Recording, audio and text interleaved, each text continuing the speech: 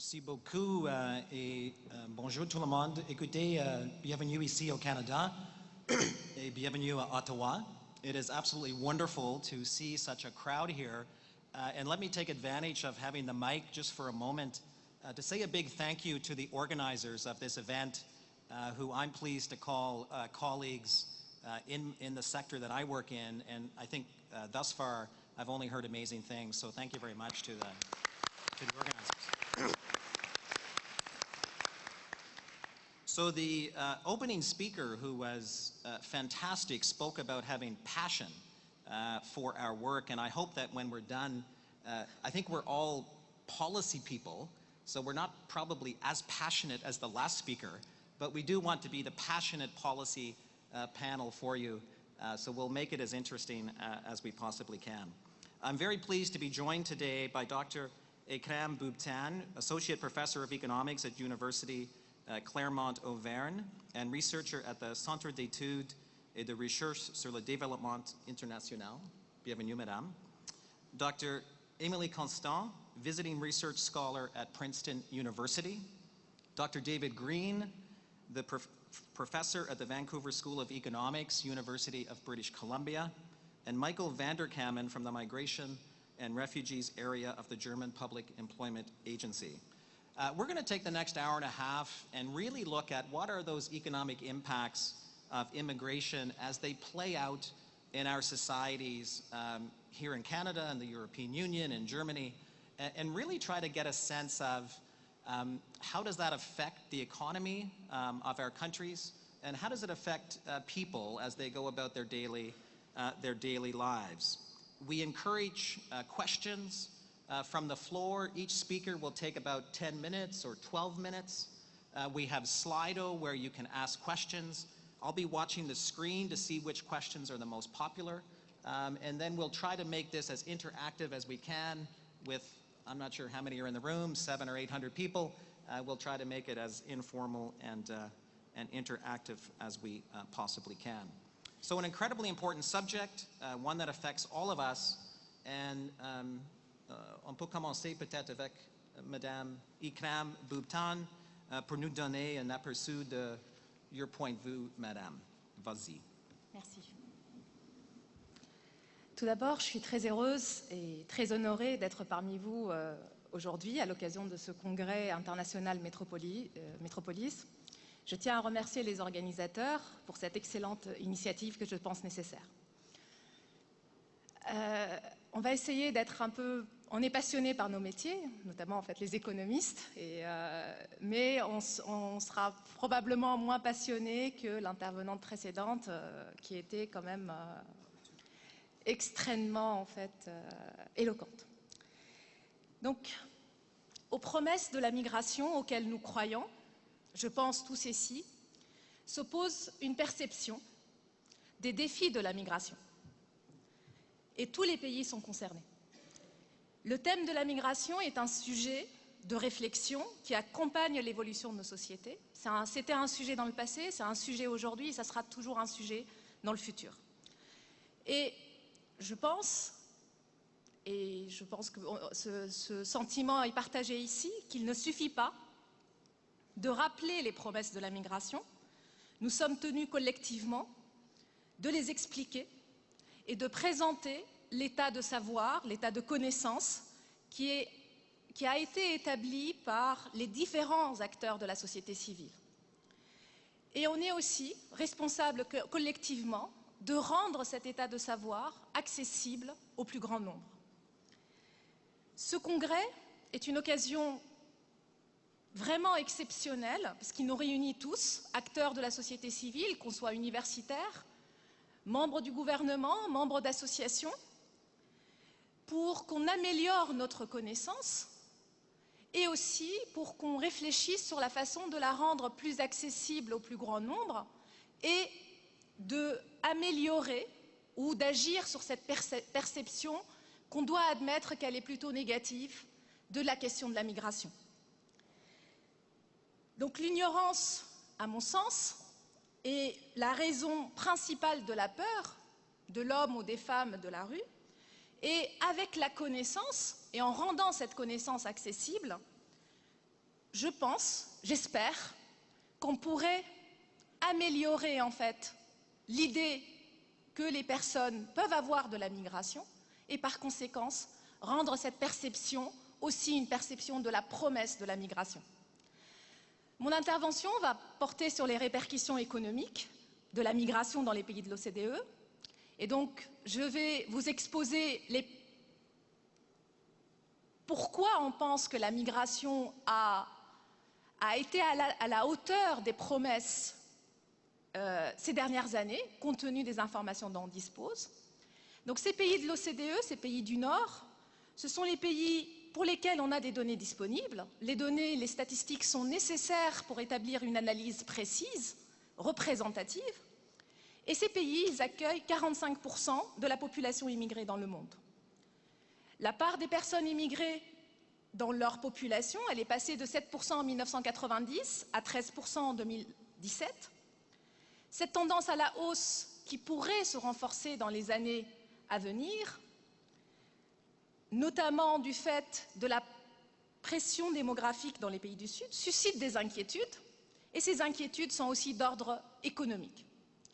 Donc, avant de vous présenter la méthodologie qu'on utilise et quel est notre état de savoir à l'échelle de l'économie dans son ensemble sur les répercussions économiques de la migration, je vais commencer par un exemple. Ça aide pour comprendre, généralement. Alors, pour vous donner une idée, les effets macroéconomiques, ce sont les effets de la migration sur le niveau de vie moyen. Ce sont aussi les effets de la migration sur les finances publiques. Et contrairement aux idées reçues, les effets économiques ne correspondent pas aux effets comptables. Je vais prendre un exemple pour illustrer ce propos.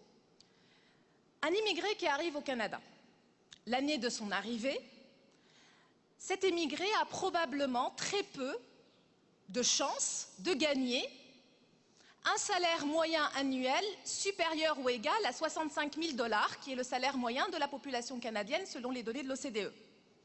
Donc, le revenu moyen d'un immigré au moment où il arrive dans un pays de l'OCDE, il est probablement inférieur au revenu moyen de la population résidente dans ce pays.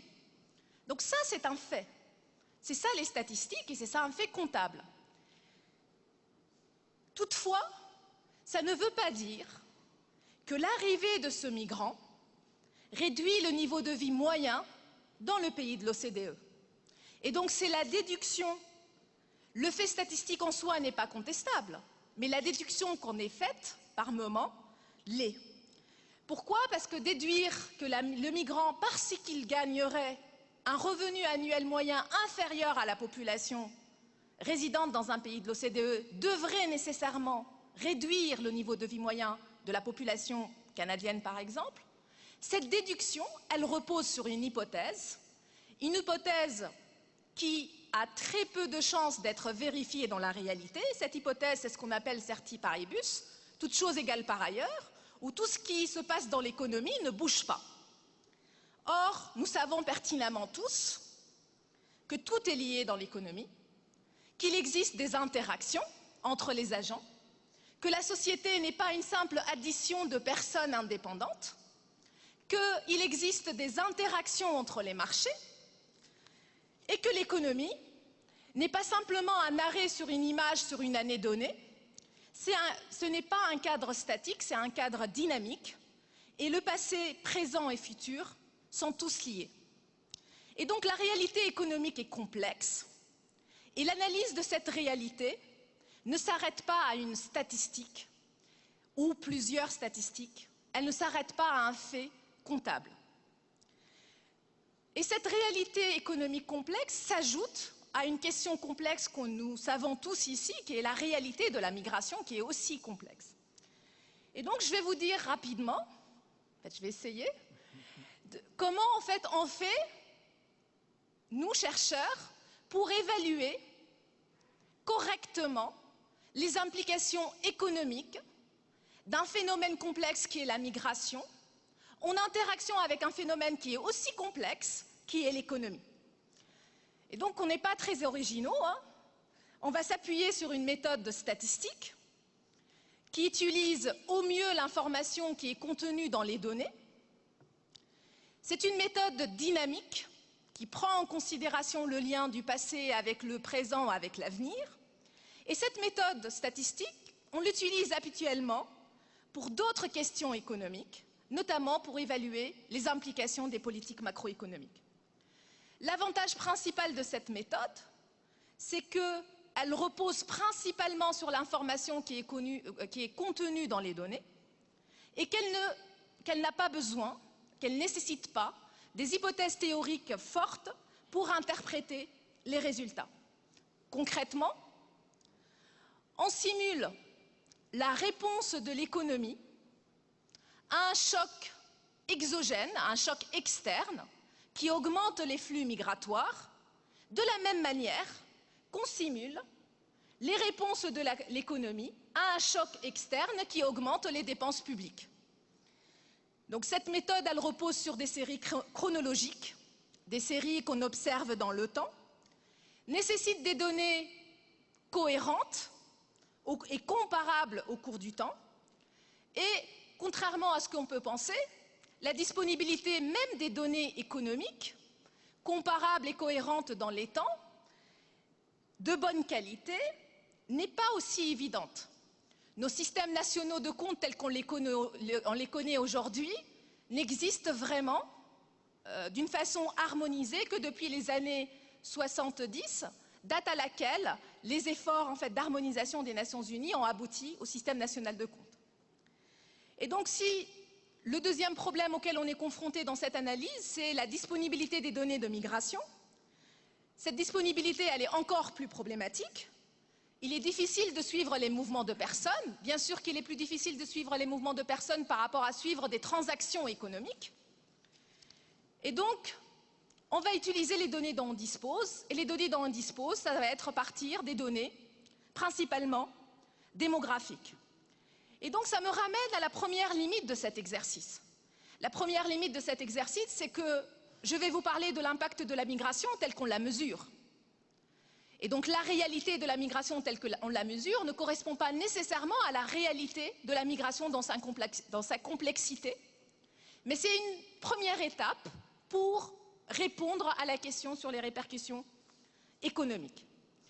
Et donc lorsqu'on fait cela, et lorsqu'on évalue correctement les implications économiques des flux migratoires, en prenant en considération le temps, en prenant en considération les interactions entre les différentes composantes de l'économie, ce qu'on montre, c'est que les flux migratoires, ça se traduit par une augmentation de la part de la population d'âge actif dans la population. Et cette augmentation, elle a des conséquences bénéfiques, que ce soit en termes économiques ou fiscaux. Et ces conséquences bénéfiques, économiques et fiscales, c'est ce que correspond à un dividende économique de la migration. Concrètement, en réponse à un choc externe qui augmenterait le flux de migrants permanents, le taux d'emploi moyen dans les pays de l'OCDE augmente, ce qui induit une augmentation de la production par habitant et donc une amélioration du niveau de vie moyen dans des pays de l'OCDE. Cet effet est d'autant plus fort que la population des pays d'accueil est âgée. Pourquoi? Parce que la migration, ce sont des personnes en âge de travailler. Ça modifie à court terme et à moyen terme la structure par âge. Et cette modification de la structure par âge de la population va induire une augmentation des recettes publiques par rapport aux transferts qui sont principalement dans les pays âgés, tournés vers les populations les plus âgées. Et donc, ce qu'on trouve, c'est que, bien sûr que les dépenses qui sont destinées aux familles augmentent suite à l'arrivée de migrants. Les migrants sont en âge de travailler, donc ils sont en âge d'avoir des familles. Mais dans l'économie, dans les dépenses publiques, il n'y a pas que les dépenses familiales, il y a aussi les dépenses qui sont destinées aux personnes âgées, les dépenses de retraite. Et ce qu'on trouve, c'est que l'arrivée de migrants va se traduire par une diminution de la charge de dépenses des retraites rapportées à la population. Et donc, au total, lorsqu'on prend en considération l'ensemble des dépenses et l'ensemble des recettes des finances publiques, ce qu'on montre, c'est que l'effet des flux migratoires et positif sur le solde des finances publiques, qui s'améliore. Donc dans le débat public, généralement, on associe aussi la question de la migration à la question du vieillissement de la population. Et certains partis populistes opposent une politique familiale nataliste à l'accueil des migrants. Alors voyons ce que nous disent les données. Et donc de la même manière qu'on a évalué l'effet d'un choc externe qui augmenterait la migration, on évalue aussi l'effet d'un choc externe qui augmenterait la natalité. Et qu'est-ce qu'on montre? Donc le choc qui augmente la natalité va augmenter la natalité et donc la part des enfants dans une population. Et les enfants, ce sont une population dépendante. Et l'augmentation de la part de personnes dépendantes dans la population, ça va se traduire par des effets économiques et fiscaux qui ne sont pas nécessairement bénéfiques. Et donc, suite à un choc de natalité, ce qu'on trouve dans les données, c'est plutôt effectivement une diminution du niveau moyen de vie dans les pays de l'OCDE. Alors que le choc de la migration, qui se traduit par une augmentation de la part des personnes en âge actif, en âge de travailler, 88% des migrants qui arrivent sont âgés entre 18 et 64 ans, et ce choc-là va se traduire plutôt par le dividende démographique lié à la migration, qui est lié à l'augmentation de cette part de la population en âge de travailler. Donc ces migrants permanents que l'on considère, comme j'ai commencé par le dire, ils font partie, c'est la migration qu'on mesure, et donc c'est les migrants qu'on retrouve dans la population résidente dans les pays de l'OCDE. Ce sont les migrants qui ont les mêmes droits et les obligations que la population résidente dans les pays de l'OCDE, et les données démographiques et économiques dont on dispose ne distinguent pas, selon leur origine, ces migrants. Ces dernières années, la question des répercussions économiques des demandeurs d'asile s'est posée dans le débat public. L'arrivée en Europe de plus d'1 million de demandeurs d'asile en 2015 a mis au centre du débat la question économique liée à l'accueil des migrants pour raisons humanitaires. Nous avons entendu, et je pense que vous l'avez aussi entendu, que l'accueil de ces demandeurs d'asile était une charge économique. Les dépenses publiques supplémentaires qu'ils ont générées au moment de leur arrivée ont été confondues, comme j'ai commencé par le dire dans cette présentation, avec un effet économique, alors qu'il s'agissait simplement d'une dépense budgétaire. Alors de la même manière, nous avons regardé ce que nous disaient les données, et nous avons utilisé toutes les données disponibles sur les demandeurs d'asile. Ces données commencent en 1985, en Europe de l'Ouest, et couvrent une autre période de notre histoire en Europe, qui était liée en fait à l'après-guerre en ex-Yougoslavie, où on a connu aussi des flux importants des demandeurs d'asile. Et donc lorsqu'on prend 30 ans de données, et qu'on considère les interactions dans l'économie dans son ensemble, ce qu'on montre, c'est que l'arrivée des demandeurs d'asile n'a pas d'effet statistiquement visible sur la situation économique ou sur la situation des finances publiques dans les pays d'Europe de l'Ouest. Voire le contraire, au bout de 5 ans, on observe qu'il y a un effet positif des demandeurs d'asile sur le niveau de vie. Et donc les demandeurs d'asile qui ne sont pas des migrants comme les autres, qu'on accueille pour des raisons humanitaires, lorsqu'on regarde les données, lorsqu'on applique cette approche très pragmatique à partir de l'information dont on dispose, on peut montrer que, contrairement aux idées reçues, ils n'ont pas constitué une charge économique. Ce que je peux dire pour conclure, c'est que la migration a tenu ses promesses économiques dans les pays d'accueil OCDE. En matière de niveau de vie moyen, en matière de finances publiques, certes, notre état de savoir concerne principalement cette migration régulière, cette migration qu'on mesure, mais à ma connaissance, il n'existe pas de données nous permettant de comprendre ou d'exploiter proprement la réalité de la migration qui n'est pas régulière. Et donc dans cette migration régulière, on intègre indirectement les migrants qui ne sont pas autorisés, puisqu'on les intègre qu'au moment où ils accèdent en fait à ce droit de séjour régulier. Et donc l'autre limite de notre exercice, c'est qu'on est tourné vers le passé, puisqu'on utilise les données qui sont disponibles, et que l'inquiétude aujourd'hui qui est posée, elle est tournée vers l'avenir. Mais ce qu'on sait faire en tant que chercheur, c'est exploiter ce qu'on connaît du passé pour vous dire à peu près ce qu'on attend de l'avenir et a priori, compte tenu de cette connaissance qu'on a, à l'échelle de l'économie dans son ensemble, à l'échelle macroéconomique, la migration a tenu ses promesses économiques. Et donc, j'aimerais qu'à peut-être à la fin de ce congrès, qu'on arrive collectivement à dépasser un raisonnement comptable qu'on assimile souvent à un raisonnement économique alors qu'il n'en est pas un. Donc je vous remercie pour votre écoute.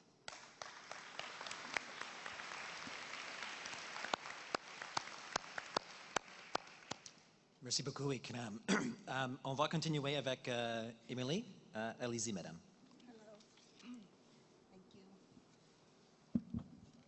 Hello, bonjour. I will speak in English. So thank you, Enrico, for inviting me and for organizing such a wonderful conference. It's a pleasure for me to be here and especially being part of this distinguished panel. And I like to share my expertise on the economics of migration. In contrast to my colleague, Ikram, I will focus on the microeconomics and look at the individual level and how immigration can affect the natives at the individual level. So I'm an empirical labor economist, and so I will stick to the facts that have been revealed from evidence from several research studies, not only in the US, but also in Canada and in Europe and in other countries. So in the PowerPoint presentation, I didn't put any references, but I will be happy to provide references for the specific papers and the findings I will cite here. So here, so the green one, the green button. So according to the economics of migration, a country needs immigrants because its native labor force is not large enough to meet demand, or it's not specialized enough to handle rapid technological changes such as we face currently with the knowledge economy. So I should say beforehand that the labor market has a labor demand and a labor supply. Behind labor demand are employers who want to hire labor in the production process and produce goods and services. And behind the labor supply are workers or employees who are willing to rent their human capital, their skills, and their knowledge to the employers so that in the production process they are useful in the economy and the labor market. So basically, labor demand dictates labor supply, and especially in the US, but also in other countries and in Canada, we have needs for both low-skilled immigrants and high-skilled immigrants. The emphasis when we recruit immigrants, economic migrants, lies in diversity. So ideally, we'd like to admit workers who are different than the local labor force. Otherwise, we could, try and clone ourselves, but that would be useless. So we want different people with different skills, with, new blood who would come here and increase our production and growth and economy. So now I will enumerate 10 economic gains of labor migration, gains in terms of the host society or the receiving society. So first one, I will attack the myths or the false propositions that immigrants take jobs away from natives. And this is not true. It has not been found by studies. It's not supported by evidence. And the reason is that immigrants are never perfect substitutes in terms of skills and knowledge and human capital, and a perfect substitute for natives. So, of course, if they are perfect substitutes, and if we're in the short run where the labor market cannot adjust immediately, and if there is full employment, and if there are regulations and so on and so forth, so then probably there will be some displacement, but in general, natives are not easily displaced. In fact, immigrants not only feel labor shortages, as I said, because they come in because they're needed, but they work in different sectors than natives. You know, they have different language skills, especially newcomers, so they may be more in the background rather than in the front, dealing with customers. And in general, there is not much competition between economic migrants and natives. In fact, we find that immigrants are very often complements in the production process to natives. This means that they both work well together in the production process. It's like, in general, employees or workers work together with physical capital, with machines to produce certain goods and services. In the same spirit, immigrants and natives can complement each other in skills and be more productive.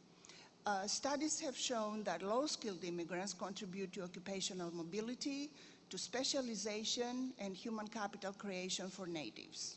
So they contribute to the upward mobility of natives. And highly skilled immigrants contribute to technological adaptation. Immigrants and foreign students in academia contribute to increased publications, to patents in universities, as well to a higher number of Nobel Prizes, as we have seen in the US. And a note about the highly skilled immigrants, because when we talk about highly skilled, the STEM occupations, for example, or others who have some specialization, a master's degree or more, then of course natives are not easily replaceable because of specialization, so each individual has the specific skills that are needed and are not found in the other, among the natives. When we look at immigrants as innovators, and they could be either high or low-skilled immigrants, but they can be innovators, then they indirectly create jobs for natives. They create jobs within a firm, and this drives economic growth. STEM immigrants, for example, create new products and markets, and the more gregarious or known examples in the US are the companies of Tesla, Google, and eBay that were all created by foreign-born.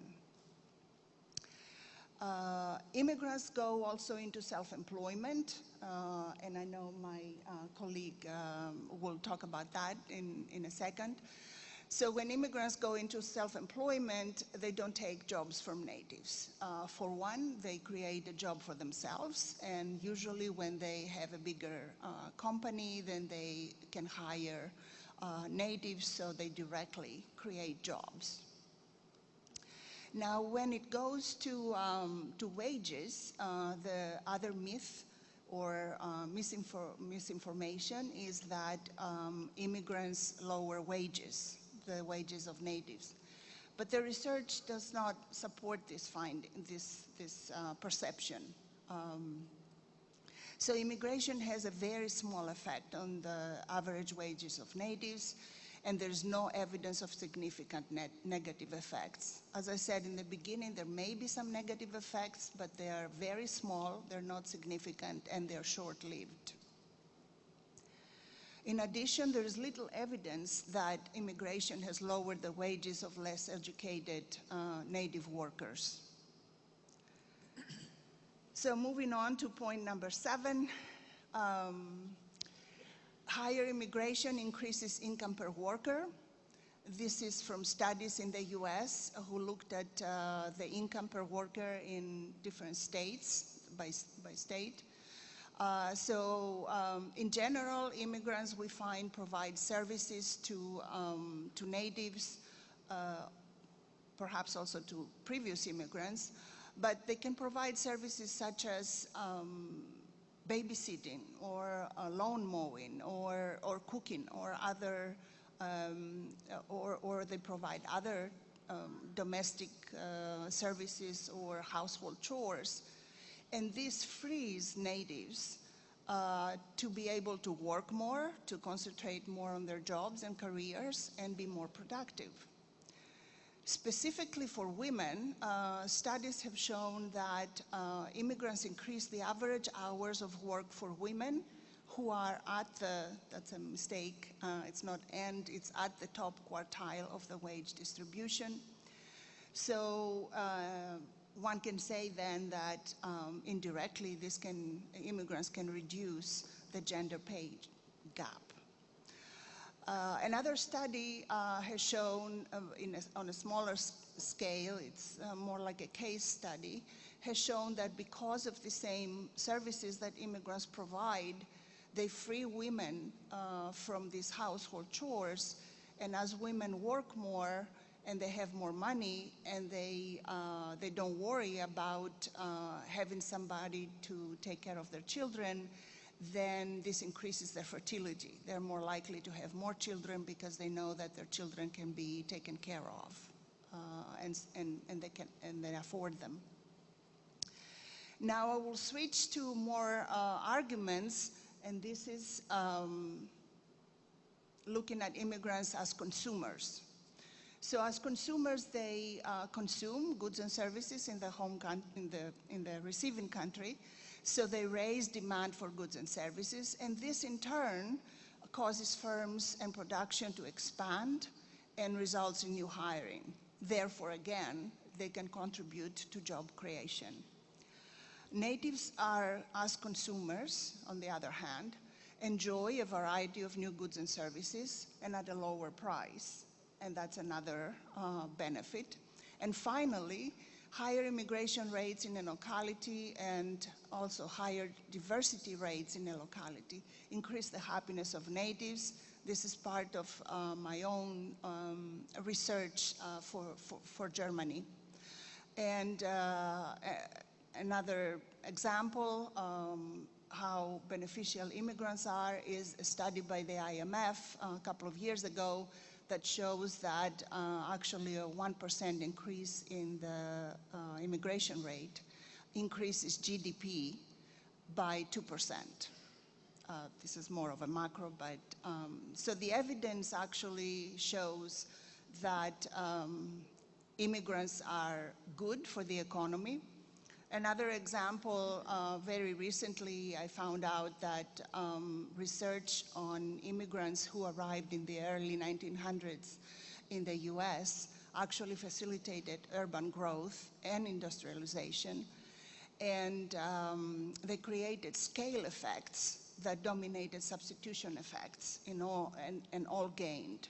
So scale effects means that actually immigrants, firms scaled up when they hired cheaper immigrant workers because their overall costs went down and they were able to expand. Let me skip that and talk a little bit about policy with regards especially to temporary and permanent migrants. So these are almost two different kinds of migrants, and they are needed for different jobs. So temporary migrants are needed for labor shortages. So if there is a need for some specialty, you cannot overnight produce more natives. You need to recruit workers from the world labor market. And so to fill in labor shortages, or especially when it has to do with technological changes and specialization, immigrants can provide this knowledge and skills and be very, very helpful to the receiving country. So other labor shortages is because of cyclical or structural reasons. And so policymakers then will go into recruitment. That's why we have many short-term programs of temporary workers. Some are the so-called guest worker programs that also Canada used to have and they still have. Workers, low-skilled workers used in agriculture, for example. But also there are temporary programs for very highly skilled workers. And these are in the US, for example, the H-1B visas, where companies like Google or Microsoft, as an example, submit their needs and their requirements to the government so that they can recruit new immigrants every year. When it goes to permanent migrants, this is a different issue. Then policymakers should think about people who will be part of their country forever and ever. In that case, you may want to look at different characteristics or emphasize different characteristics. Permanent migration will be needed when, for example, there is low fertility or below replacement fertility in a country, when there is an aging population, and then new immigrants can come and bring fresh blood and increase and contribute. They will never solve that, can contribute to the deficiencies. Oh, my time is up. Of the country.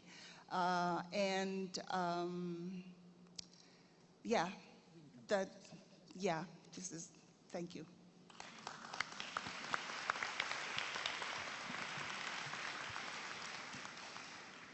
Merci beaucoup, Émilie.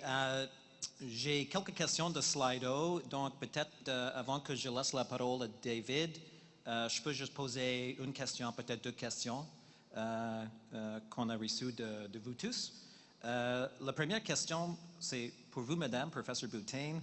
I know that data is scarce, but what is the economic effect of an outflow of people on migrant source countries? C'est la première question. Et then peut-être une question pour Émilie. On the subject of happiness, somebody has asked, and a few people have voted it up. It's actually the most popular question. You're all searching for happiness. Could you give more insights on your research on the relation of happiness and migration? So maybe just take a quick response, and then I'll turn to David. Thank you. So, la disponibilité des données sur longue période est vraiment le principal problème auquel on fait face lorsqu'on analyse en fait cette question migratoire. Et donc on utilise généralement en fait ce qu'on arrive à mesurer, c'est le solde migratoire, donc la différence entre les entrées et les sorties. Et quelquefois, on arrive à évaluer les entrées. Donc, il est très difficile d'avoir une évaluation des sorties. Et par conséquent, il est difficile en fait, d'avoir en fait, des évidences empiriques aussi fortes qu'on a sur le solde migratoire ou sur les entrées que sur les sorties. Qu'est-ce que je peux dire en fait? Dans les pays où la population est plutôt jeune, ceux qui ne sont pas concernés par le vieillissement de la population, la migration devrait, sur le pays d'origine, avoir des répercussions économiques qui sont positives. Par contre, dans des pays où la population est vieillissante, en présence de systèmes de protection sociale qui sont basés sur ce principe intergénérationnel et des transferts, le départ effectivement de la population en âge de travailler pourrait avoir des effets négatifs. Et donc, c'est plus des pistes de réflexion que je vous donne et pas nécessairement en fait, des évidences aussi fortes que celles que j'ai présentées précédemment. Mais on s'interroge effectivement sur cette question des sorties. Et si parmi vous, vous avez des sources de données sur certains pays, sur les sorties, disponibles sur longue période, je serais ravie de vérifier ça avec vous. Je vous remercie.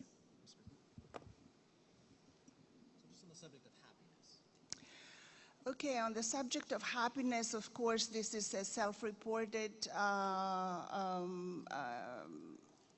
range of happiness.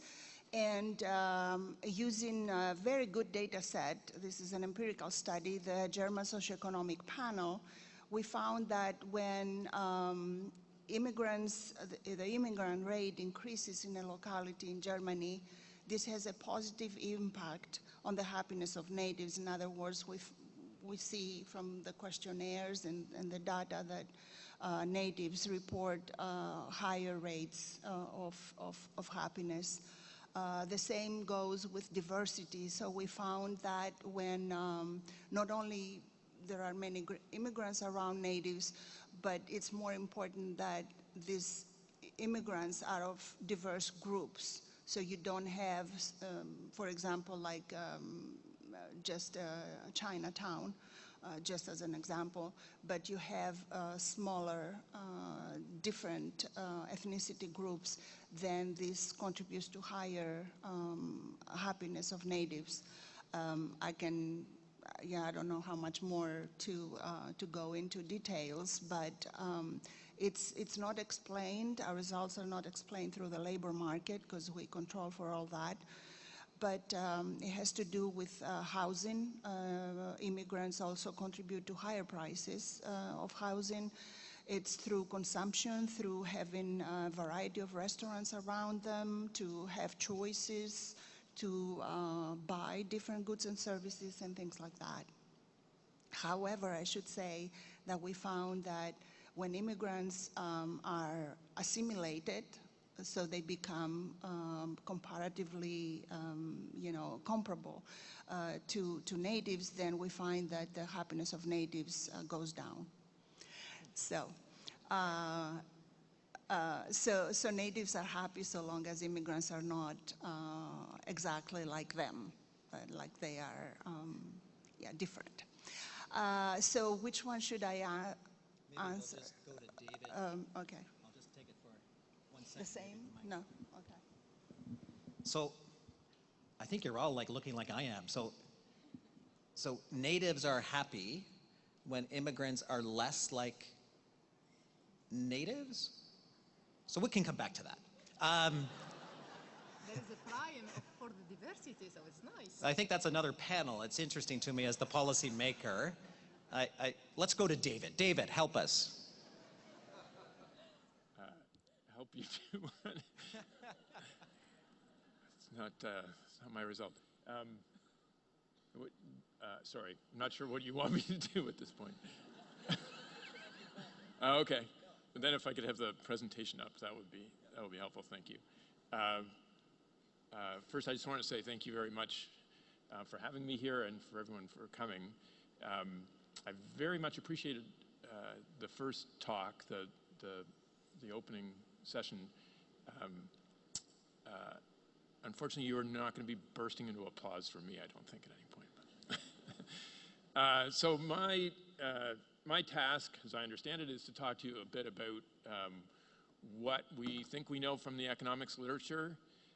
And in particular, my focus is going to be on things having to do with the adaptation of immigrants, and here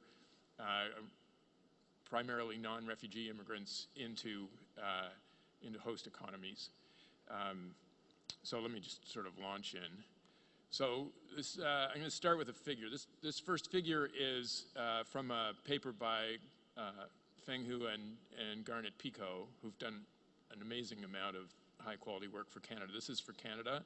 This is tax data. The top solid line is average real earnings for, think of it as primarily native born. The bottom dashed line is the earnings in the first year after entry for immigrants. And the dotted line in between is actually the same, but for people who are assessed under Canada's point system. And what you can see is that if you go back to about 1981, in particular, the immigrants who were assessed under the point system had earnings at entry that were very close to the average earnings in the Canadian the rest of the Canadian workforce. Then that declined pretty rapidly over the 90s. It's had some sort of relative gains, slight relative gains in some of the boom times in the economy, but by the time you get to the end, even the people who are assessed under this under the point system, their earnings are such that the native-born earnings are about 40% higher than theirs. If you look at all immigrants taken together, it's more like 70% higher than theirs. If we go forward and look at the same figure for women, so that last figure was for men, their experience in the 80s wasn't as bad, but then after that they've fallen behind in relative terms, so that at the end the ratios are pretty similar. So obviously when you look at figures like this is something that raises considerable concern. It raises concern, I think, first and foremost for the immigrants themselves, right? I mean, these are people who are part of our society, and this suggests probably, among other things, incredible frustration coming in here with skills and finding that you're not working or earning at the level you might well expect, given that that's the level that you're seeing from comparator people. It also potentially speaks to some of what we've already heard about, which is sort of the macro impacts, the potential in particular that there is real economic potential, human capital being left on the table, and that if we could figure out a way to implement it, then we could increase economic growth, increase benefits for everybody. So the question is really why? Why have these entry earnings declined so much? There's really, I think, from a series of studies, this is in the Canadian context, almost all of this is in the Canadian context. There are two driving forces. One is the shift in the source country composition. So around 1981, the inflow was heavily Northern European, English, French speaking. In the subsequent decades, the composition shifted dramatically towards countries that did not have English and French as their first language and did not have educational and labor market institutions that were so similar to Canada. That accounts for about half. So just in a strict composition sense, that accounts for about half of that decline. The other half actually looks remarkably like declines that were happening for all labor market entrants through this period. So new graduates from university were facing these same kinds of declines over time. That's obviously a sort of a policy issue for a different set of policies than the ones here. So let's focus in on the first set. So why then do we see that essentially immigrants from non-European countries earn less in Canada? I think there's three possible reasons. One is that the skills that they've acquired in the source country are actually not fully productive in the Canadian economy. So the point would be that a university degree from other source countries is, so non-Northern European source countries, is not equivalent. It's not as productive. The second, now by the way, that's what the point system is meant to try to address, but in fact it takes sort of a BA as a BA as a BA. So the second is that in fact they are equally productive, but employers have difficulty seeing that and essentially discount human capital obtained in other places. That's the policy response. There is a policy response that has to do with credentials recognition, and I know that there were sessions yesterday at this conference looking exactly at policy tools that are targeted at that. I'm going to come back to that in a second. The third is discrimination. That is the productivity of the immigrants is actually equal. Everything's the same in terms of the human capital that they have, but employers discount it purely because it's a person with a different ethnicity. So let me sort of go through what the literature suggests about this question about is the human capital coming from other source countries as productive, in this case in the Canadian economy. The place that shows up most directly is that returns to a BA or to a university education from other countries, non-Northern European countries, gets a lower return than BAs from, say, Canada or the US or Northern European countries. So it means the people with BAs in particular earn less relative to, say, the people with a high school education. The question is why? Is that because the foreign education is less productive or just not being recognized? I have a paper with Anna Ferrar and Craig Riddell where we look at this using International Adult Literacy Survey data. In that data, there is a measure of what is essentially cognitive ability. In that data, you again see this result that the return to foreign, to non-say Northern European education is lower than say returns to Canadian education. But once one controls for cognitive ability, that difference goes away. Now that's important because what it means is that if these two sources of education were generating the same cognitive outcomes, okay, the sort of same productivity if you want, then it should still be the case that we see a difference depending on where you come from if the only problem is credentials recognition. If, however, the problem is really that you're getting different valued human capital in the two places, from the two places, then you see this result. The implication is that, in fact, the foreign degrees are not as productive in the Canadian economy. It's not a question of credentials recognition. Now, let me go and say, just to qualify that, there's really quite a nice study, recent study using rich German data that finds that credential recognition actually does raise earnings, but it raises it on the order of, say, 15 to 20%. Remember, the gap we're trying to fill is more like 70 or 80%. So there may be something here, but it is not, essentially, my reading of the literature is this is not a silver bullet. Let me actually not go into this stuff at the moment. The second is, sorry, there's too much here. So let me move on to the question of discrimination as one of the other drivers of where this difference is coming from. There's a really nice study by Phil Oriopoulos from University of Toronto where they did what's called an audit study. They sent out resumes that were to employers to see whether they got responses, whether people were willing to interview these sort of fake employees. And they made the resumes identical but changed the names at the top. And what they found was that if the name at the top was not a sort of Northern European or English sounding or French sounding name, the probability of callback was about 30% less.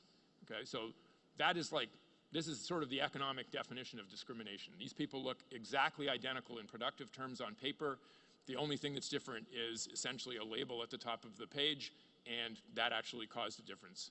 So in the end, my argument would be that these differences are coming partly because the foreign acquired human capital is not as productive here, and partly because of discrimination. So let me just say, as a sort of a side point, I think it's important to think about what human capital productivity means.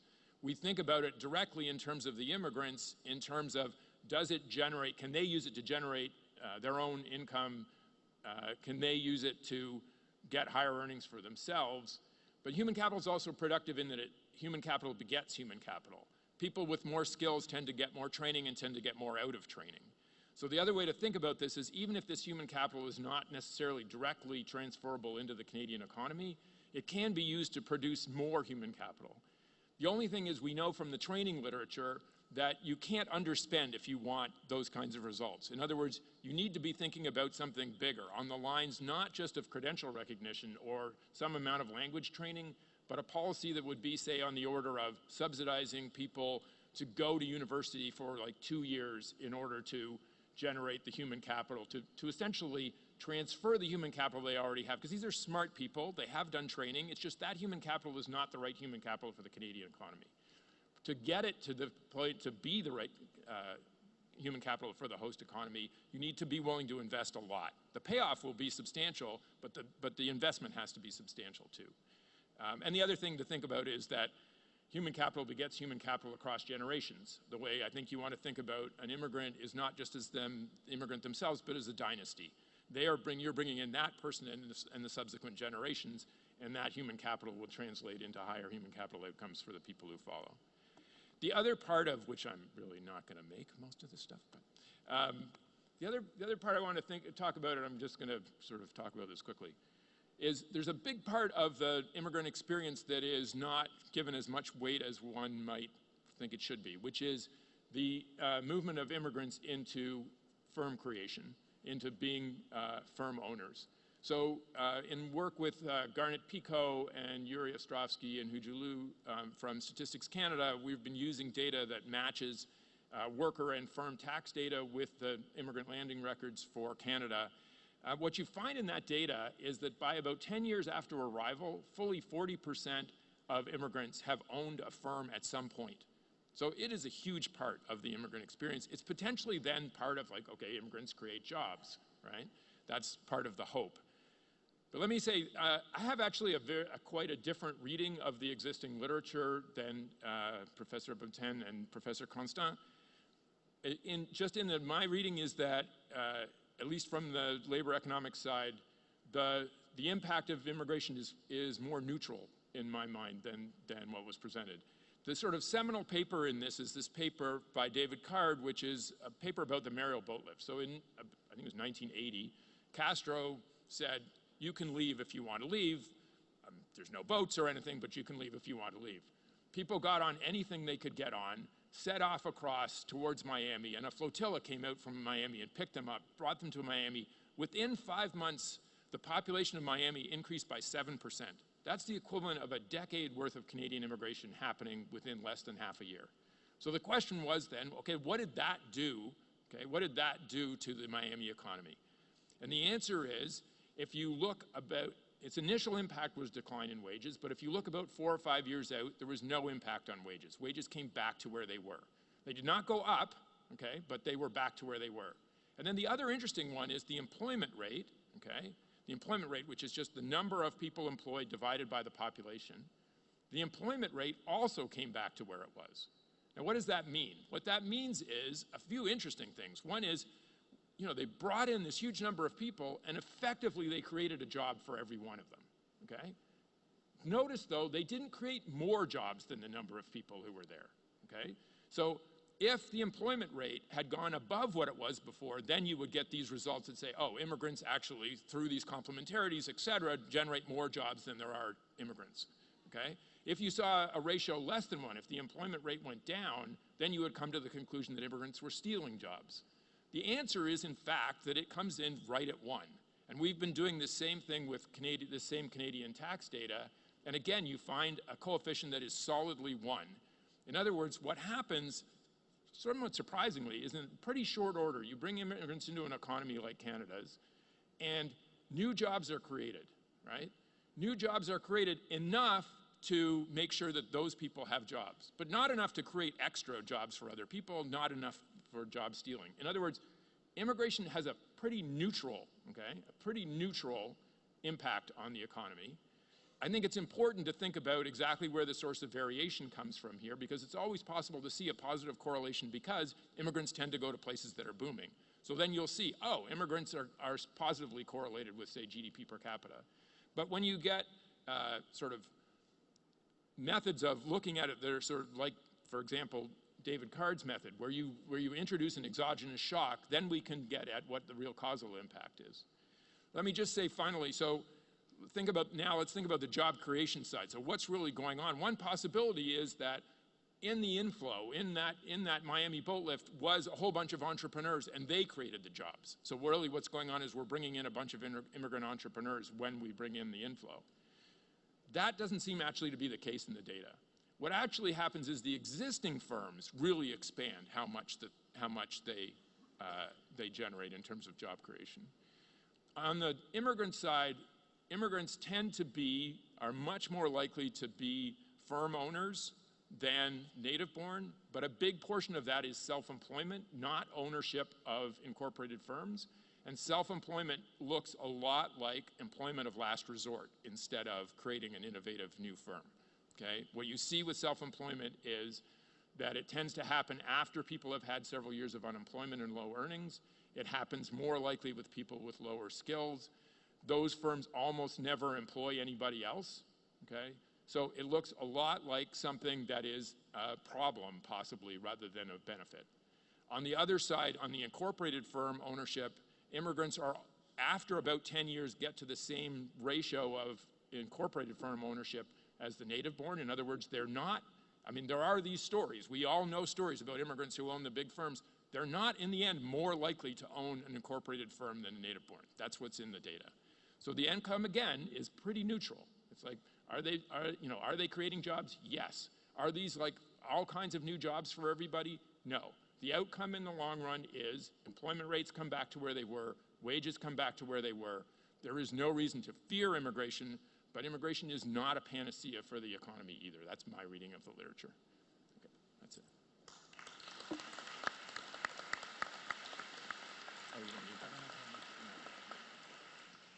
Thanks very much, David. Really, really interesting presentation. Slightly less positive than what we've heard, but this concept of neutrality, I think is an important one for us to think about. Maybe just 2 points. I'm not sure if they're questions or comments. The data at the outset on entry earnings, I noticed it was 2009. Do you have any sense, where is that trend line going? We saw it fall down for economic immigrants. It popped back up a little bit. I mean, I'm looking at UMIT. I think our data tells us that for principal economic applicants arriving in Canada, that entry-level wage on arrival is going back up towards the trend line it was in earlier times, but interested in your comments on that. And then secondly, I'm not sure if there's a question here, but I'm really struck with this concept of human capital being left on the table. And maybe it's a question for you all. This concept of discrimination where the resume is not being, you're not calling the person back if the name is not, you know, McKinnon, or you are calling back if it's my name, but not a so-called foreign name. I think that's a policy question for all of us to think about, because that concept of human capital being left on the table is not just bad for the economy of the host country, but it's a wrong policy approach for the individual who, as you say, has that cognitive ability to do quite well, thank you very much, if they just got the opportunity. So maybe a couple of minutes on those comments, questions, and then I'll turn to our last speaker.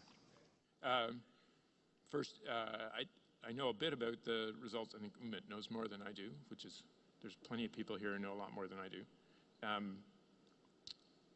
I think one of the things that, in my understanding, has been happening in Canadian immigration policy is that there has been, both through the sort of shifts in the precise way that the entry system is done in the skilled class, but also from the provincial nominees part, which has grown.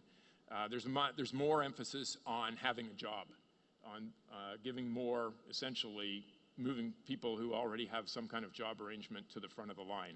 And that, I think as far as we understand, does help with entry earnings and has had a positive impact there. Now, the other interesting point, though, is if you follow those people through, by about 7 years out, is my understanding from the provincial nominee program results, they converge again. So what happens is you get people in at a higher level, but their growth is not quite as high. And so, you know, I think that the entry stuff has done better. My guess is the sort of lifetime earnings part may not be as much better as we might hope. But still, I still think it's a positive, it's definitely a positive development.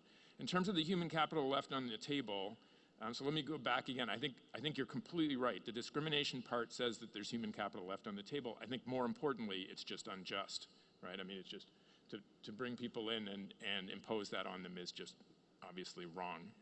So the policy tool should be for that first and foremost, I think. But part of my message was the part that has to do with discrimination is human capital left on the table. The other part, which is that the human capital created in some other sort of institutions in some parts of the world is not as productive in the Canadian economy, means that part is not human capital left on the table in a labor market sense, but it's still human capital and we need to think about how to use it. And so that was the point that I was trying to make, that we should think that if there is sort of human capital from some parts of the world that is not going to be as valued, not for discrimination reasons, but for productivity reasons in the Canadian economy, we should be making a concerted effort to help those people bring that human capital into play. We'll go to Michael. Yes, thank you very much. Hello, everybody. So until now, we've heard some positive inputs, although I'm not quite sure who's right of you three. So it's from positive to neutral, which I think at least is positive. There were no negative comments, but we still see here one question on the, well, the presentation is quite sad, because the benefits are based on cheap labor of migrants, and I wanted to start already over there. So what we heard so far is that there is the economic impacts are beneficial until more neutral, and I ask myself the question, why people-wise, societies are still fearful for the concept of immigration, that people whom we don't know come to our countries. And so I represent the German Public Employment Service. And in Germany in the 20th century, we started with immigration already in the 50s. And there were a lot of people coming to Germany, especially from the southern European countries, including Turkey. And what Germany missed to do, because they were thinking these people are coming to Germany to work here, and afterwards, when we don't need them anymore, they will go back to their foreign countries, and they stayed. And we still see in our statistics of the German Public Employment Service that from these groups there are a lot of people that are not in a positive position. I would like to start over there. For example, the employment rate with Germans is with 82%, and with migrants it's about 70%. So that's one. We've heard a few things in the past hour about gross income. With Germans, it's about 59% have a gross income over 3,000 euros. With migrants, that's only 35%. Amongst Germans, we have a gross income under 2,000 euros, and with migrants, that's about 32%. And the unemployment rate, finally, is about 4% for Germans and about 13% if you have a migration background.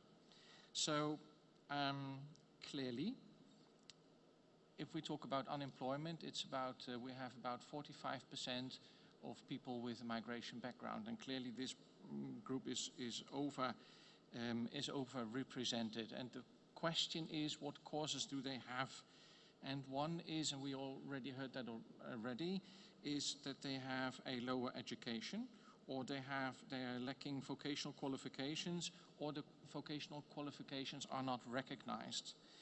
Also with the school leavers, amongst Germans, 1.7% have no certificate. If you have a migration background, it's already 22%. So that is a problem with the people with a migration background. And I say migration background because I firstly wanted to focus on the people that have been living on first, second and third generation since the 50s already. This is the group of migrants we're discussing about from a labor market perspective in Germany before we started talking about the refugees and the big influx that we had since 2015. I would also like to say something about the European migrants. Since 2002, I think it was, since 2002 we have freedom of movement and working in Europe. That is also very beneficial. Amongst others, I benefited from that.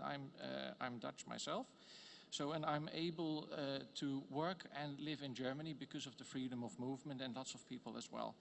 We also see that the average income amongst Europeans in Germany is almost the same as as Germans. It's 4.6% less, but that's quite okay. There's a high rate of employment and a low rate of unemployment, so that's quite good.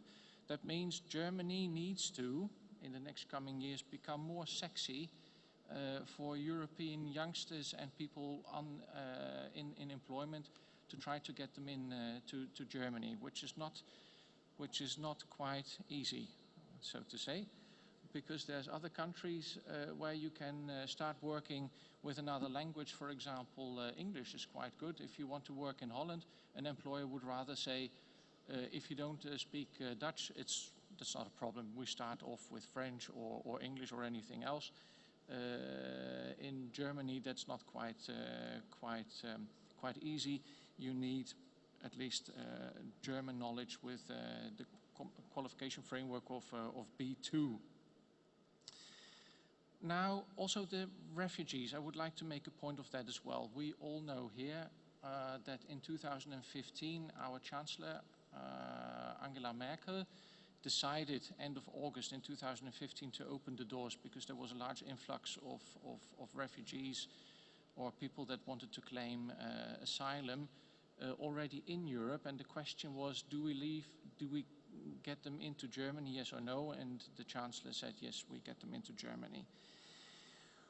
We have seen that in 2015 and 16 we had a large influx. In 2017, 18 and now also 19, the influx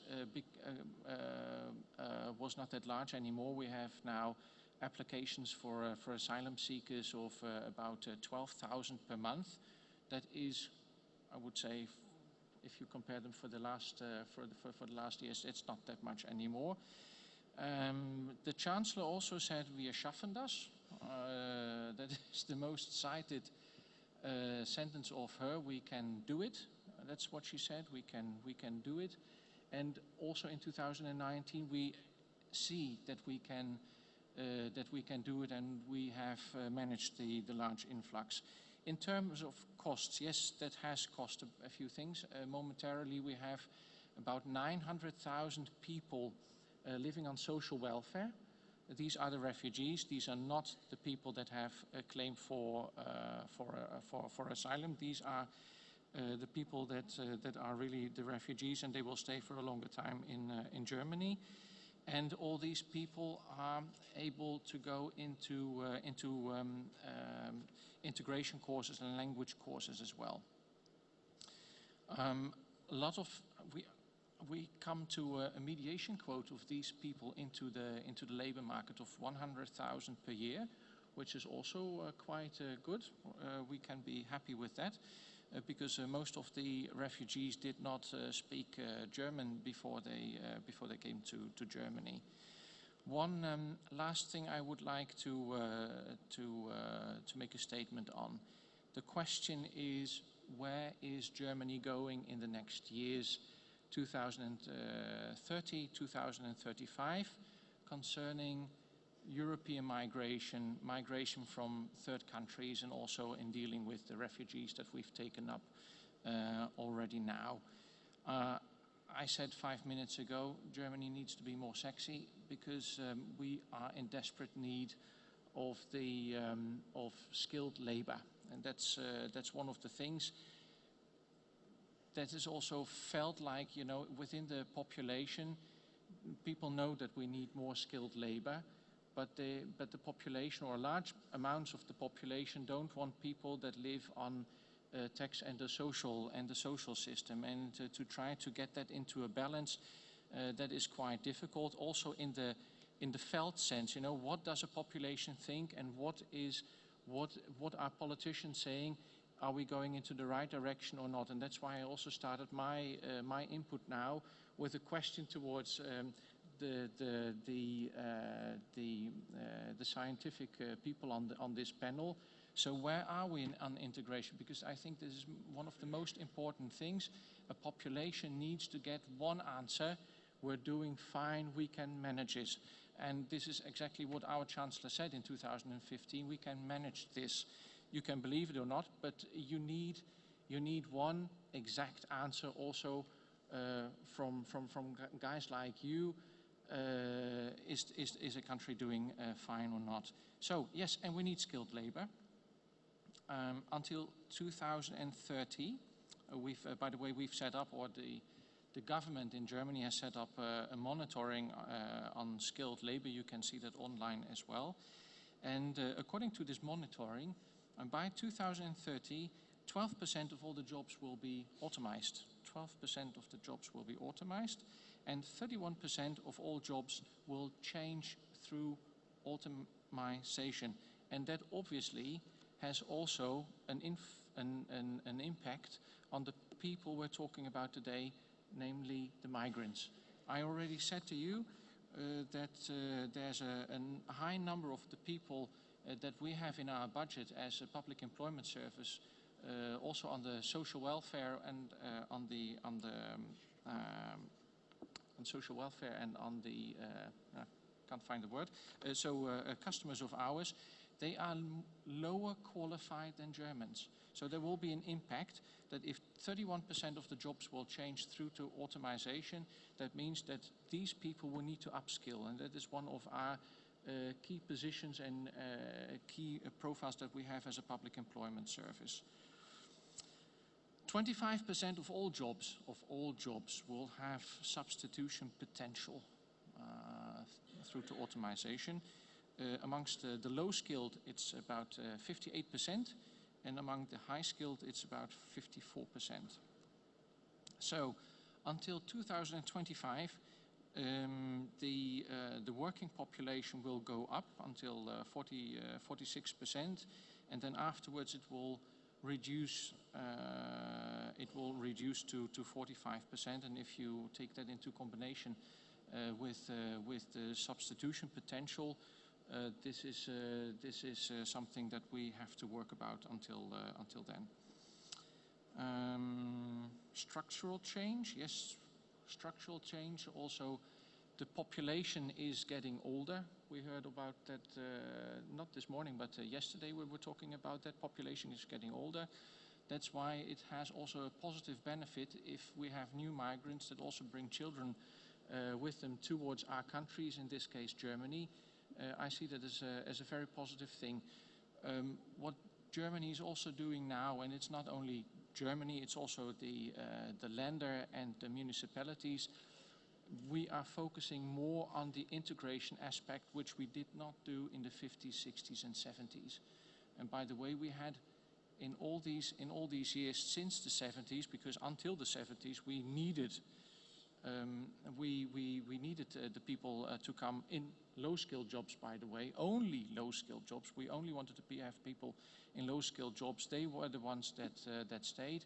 So we've learned from that, and to set more on to set more priorities on the integration. We're doing that as well, and especially the children that come now need more integration aspects already in school.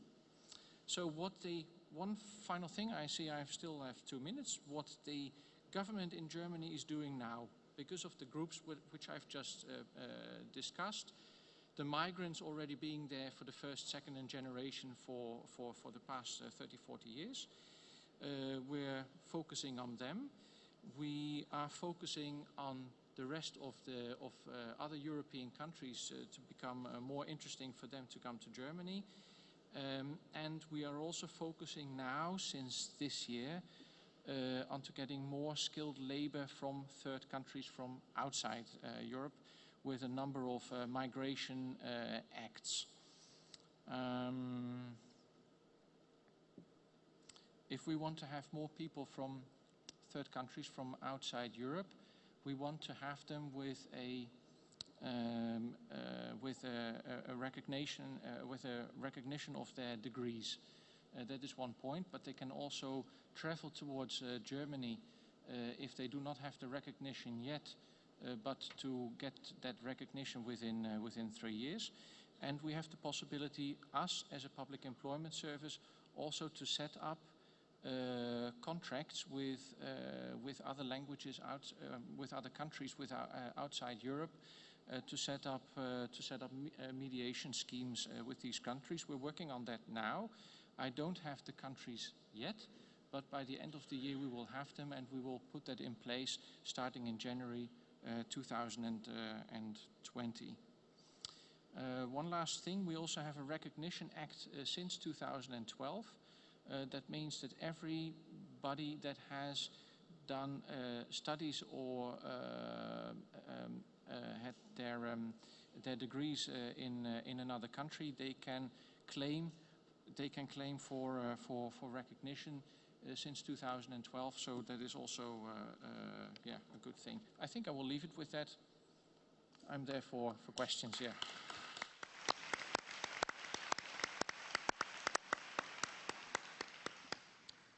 Thank you very much, Michael. We only have a few minutes left, and I would like to give the audience a chance to ask a question. Maybe just a quick comment to probe your comments. You know, a lot of really good information, and a major thank you to all of the panelists for sharing the information that you have and that you work hard to acquire with us. It's really helpful, and we kind of went from the positive to the neutral to the on the ground, which which I think is great. You know, I guess to a certain extent, though, this is not just an academic exercise. The business of immigration is really about, our last speaker spoke about humanity and the human dimension of how immigration plays out across our country. And one of the great things about my job is I get the opportunity to travel the country from the East Coast to the Yukon, and you talk to people who come to this country with various levels of human capital, and just amazing stories across the country playing out in terms of opportunity for the community they come into and to their own community. But I think from a policy perspective, some of the things that I'm left with is this concept of our systems leaving that, I'm coming back to David's comment, of leaving a certain amount of human capital on the floor. And Michael, you just mentioned the concept of integration. And I'm sure we have integration experts in the room and settlement experts in the room. I would love to hear some comments about, and if you don't have a settlement comment, that's fine, you can speak. But any comments for the panelists and for myself around, you know, what more can we be doing from an integration perspective to ensure that everyone's human capital is absolutely exploited to the fullest, both for themselves and for the society in which they live. But I see a question there. It's not from a settlement point of view. That's great, that's fine. It's an academic point of view. Baishak Kale from UBC and also from the Middle East Technical University. My question will be to Professor Green, David Green. You mentioned that they're quite puzzling. You mentioned the neutral impact of immigration. I would be interested to know if there's any provincial differences in Canada, if certain provinces are doing much better than the others. If you look into a more, you know, rather than federal, a more in a provincial kind of point of view. And secondly, you mentioned that the reason why they might be earning less is maybe they're back to education. If you take it out, is there a difference in the results? Have you looked into that? It would be interesting to know if after the education they start earning more. Right. Yeah, it's great. Great question. So to some degree, so the thing that wasn't there in the figure, right, was the sort of catch-up rate. So they start a lot lower and then catch up over 10 years, 10 to 15 years sort of thing. And some portion of that initial decline, you're right, is that they're actually investing at that point. And that does seem to pay off in this catch-up rate, but it's you know, a long way off instant. And I mean, my feeling is that we're leaving a lot of it pretty laissez-faire. We're sort of bringing them in and saying, okay, good luck with it. We're telling people, you know, in the Canadian entry system that they have a certain skill. They've passed a certain, you know, threshold in the point system to some degree. And not, I think, completely giving them information on how hard it is going to be to transform their human capital. And my feeling is, you know, we should be spending more money on trying to make sure that that move from the lower part at the first, as you're talking about, to translate that into something that is higher earnings, that we should be spending more money on that. But again, back to the point before, you need to spend a lot on it. We know from the training literature, if you give somebody a 3-week training course, yeah, it gives them a 3-week training course worth of outcome. If you know, put them into something that is more like a year or 2 years, then you get the real benefits.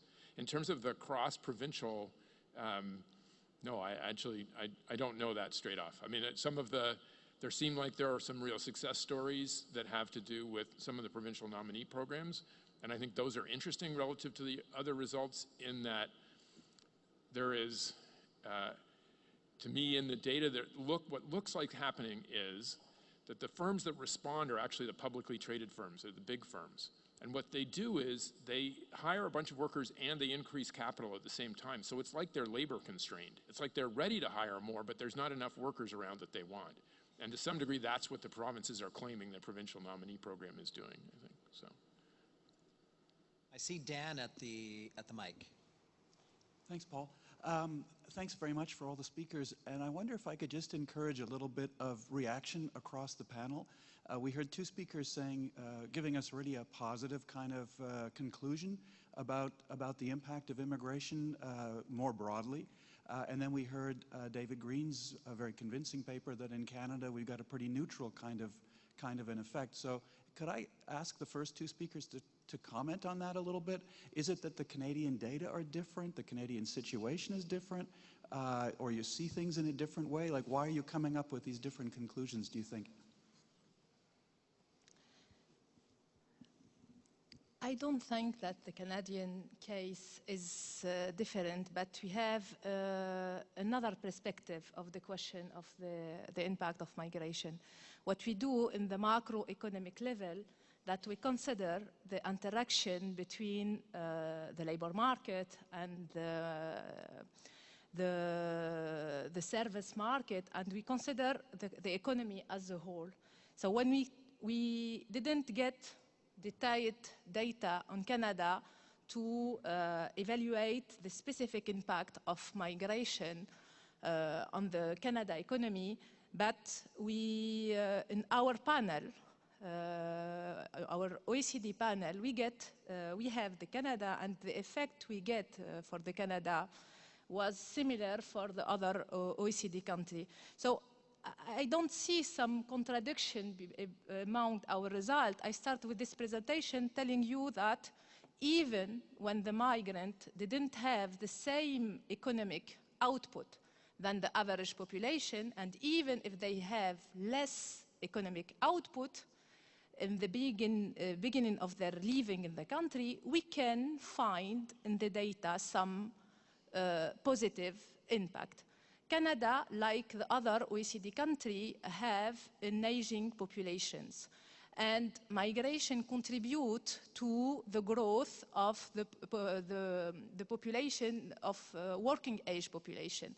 So our demographic dividend of migration, I think if I have the data, we can find it for the Canada without distinguish the migrant by their skills or by their origin. So from my point of view, our conclusion are in the same way. I have only a macro perspective, and when I study the impact of migration, I study the impact of the migration on the whole of the population, so the native population and the migrant who are settled in the Canadian economy. So I hope that. With all due respect, so when you think about, for example, the impact on the Miami labor market from the Mariel boat lift, that is a macro perspective. It's a local economy rather than a national economy, but it's still attempting to look at what happens to an economy when you bring the immigration in. So the notion that there is something else in the data that is not there in these studies, I don't actually believe is true. I think the difference, to my mind, the difference has to do with methodology. So the question, coming back to before, is this question about, okay, we have this problem. We're going to see immigrants moving into an economy, and then we're going to look at what happens to GDP per capita. What we would like to do is run sort of an experiment. I don't literally mean this in case you get mad at me for saying this, but we'd like to sort of run an experiment where we bring a bunch of immigrants in and then see what happens as an exogenous force. But what really we see in the data is immigrants moving to an economy, and part of that is immigrants are moving to an economy because the economy is doing well. So that what do we see in the end? We see a positive correlation between immigration and GDP per capita. That's true, that correlation is there. The question is, what is the causation? If I bring in more immigrants, do I actually have this positive impact? In the case of the Mariel boat lift, the problem of separating causation from correlation is answered by the fact that this was really an exogenous shock. Castro got up one morning and said, go on, get out of here. I mean, there's some claim that he emptied the prisons, but basically, that is where the shock came from. And what I don't understand, I mean, this is a question, how in your study do you address that question? How do you make it so that we're sure that we're dealing with exogenous instead of the correlation? So I think the question is for me now. I think the real panel's starting now. Do we have, like, now that we're warmed up, we're just going to take another hour or so. So we'll maybe let Emily respond, and because I am just conscious of Enrico telling me it's over. So quick response here, and then we'll wrap up. Okay, so the gains or the benefits I listed are robust findings from for example, there is Ottaviano and Perry for the US. There is Giovanni Perry et al. For several countries in, in Europe. And they have repeatedly shown that there are positive benefits. The only one in the literature who finds some negative effects, but they're still very small, is Borjas. And his studies are rather outdated. For the Marielle, again, that's almost a million years ago. Things were different at the time.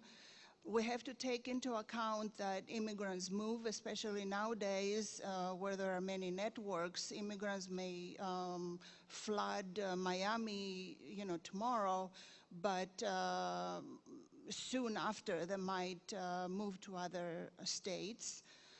And the data and the results from the studies are, of course, sensitive to the area, to the country. They're sensitive to whether we're talking about newcomers, about more permanent immigrants who have been established, whether they're economic migrants who come as economic migrants, whether family migrants joining other economic migrants, whether they are refugees, asylees, and so on and so forth. And one more thing I wanted to say, the economic evidence is irrefutable, and it's at odds with the populist attitude, and the political backlash against immigration is economically irrational.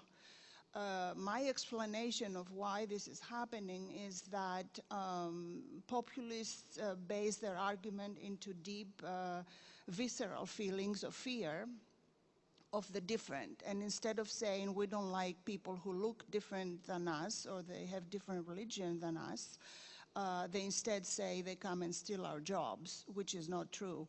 Like the minister said yesterday, the best weapon against fear is the facts, and the facts are favorable to the immigrants. And especially in the U.S., the bad things that are said about immigrants are surrounding the fact that the U.S. has about 12 million irregular immigrants with no status, and also the refugees. So it's not against economic migrants, but it's mostly against this type of migrants. Thank you.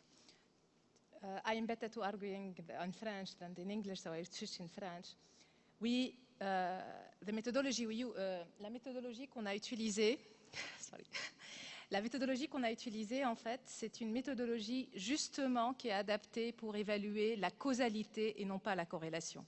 Je reviens à l'exemple que j'ai donné. C'est que dans les données économiques, lorsque vous étudiez l'impact de la politique budgétaire, lorsque vous augmentez les dépenses publiques, pour vérifier si cette augmentation des dépenses publiques va avoir un effet positif sur l'économie, ce qu'on cherche à faire, ce n'est pas simplement de regarder la corrélation entre les dépenses publiques et l'économie. Ce qu'on cherche à faire, c'est relancer l'économie avec une politique budgétaire. Et pour ceux qui se rappellent, c'est ce qu'on appelle le mécanisme keynésien. Nous, on fait exactement la même chose. C'est qu'effectivement, il n'y a pas suffisamment de chocs exogènes, comme l'expérience en fait des rapatriés algériens en France ou des expériences naturelles dans la réalité. Et donc, ce qu'on fait, c'est qu'on simule un choc exogène, un choc externe qui augmente les flux migratoires de la même manière qu'on simule un choc exogène qui augmente les dépenses publiques. Et donc, les résultats que nous obtenons, pas que nous, en fait, c'est que tous les études qui ont utilisé les séries temporelles, qui ont cette approche dynamique, identifie clairement à court terme, soit il n'y a pas d'effet de la migration sur l'économie dans son ensemble, soit cet effet, il est positif. Et donc, en tant que chercheur, effectivement, on a toujours cette précaution pour dire que l'effet, probablement, il est soit neutre pour l'économie, et si effet il y a, cet effet, pour le moment, dans les études qui considèrent cet aspect dynamique de l'économie, qui considèrent en fait ces séries chronologiques à partir des comptes nationaux, montre clairement que l'effet peut être soit neutre, soit positif. Et c'est de la causalité. Merci. Voilà. So, thank you very much. We're standing between you and coffee, I think. To the panelists, fantastic.